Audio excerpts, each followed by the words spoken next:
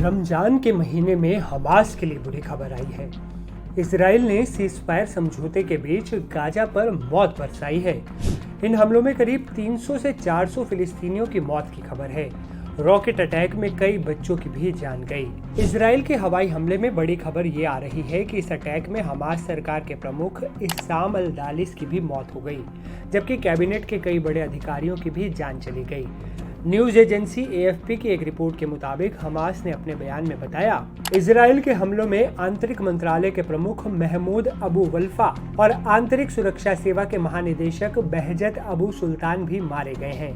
ये नेता अपने परिवारों के साथ मौजूद थे जब इजरायली वायुसेना के विमानों ने भीषण हमला कर उन्हें निशाना बनाया। वहीं इजराइल की तरफ से की गई इस जानलेवा एयर स्ट्राइक के बाद हमास ने भी धमकी दी।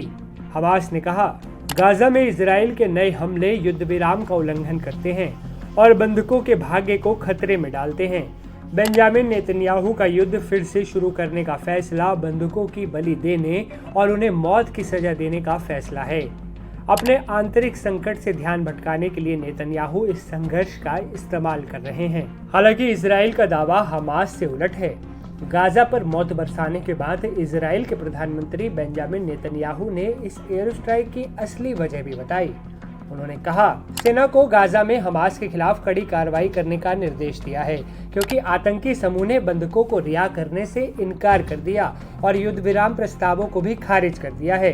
प्रधानमंत्री कार्यालय ने एक बयान में कहा, इजराइल अब से अपनी सैन्य शक्ति बढ़ाकर हमास के विरुद्ध कार्रवाई करेगा। हमास और इजराइल के बीच जनवरी में युद्ध विराम लागू हुआ था, लेकिन 2 महीने बाद ही ये टूट गया।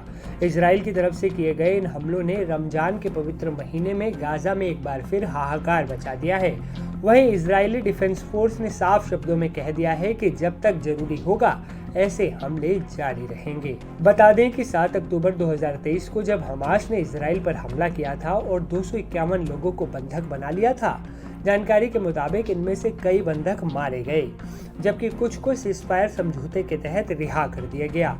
हमास के पास अभी भी 59 बंधक हैं, जिनमें से 35 को इजराइल मृत घोषित कर चुका है। 7 अक्टूबर 2023 के बाद से अब तक इजराइल गाजा में मौत का तांडव मचाता रहा है।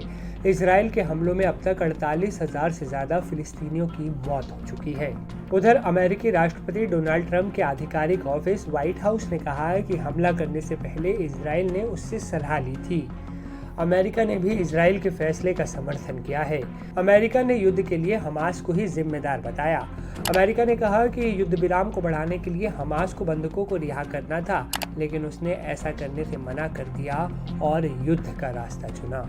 इस खबर पर लगातार हमारी नजर बनी हुई है। देश और दुनिया की तमाम बड़ी और अहम खबरों के लिए आप देखते रहें NDTV इंडिया।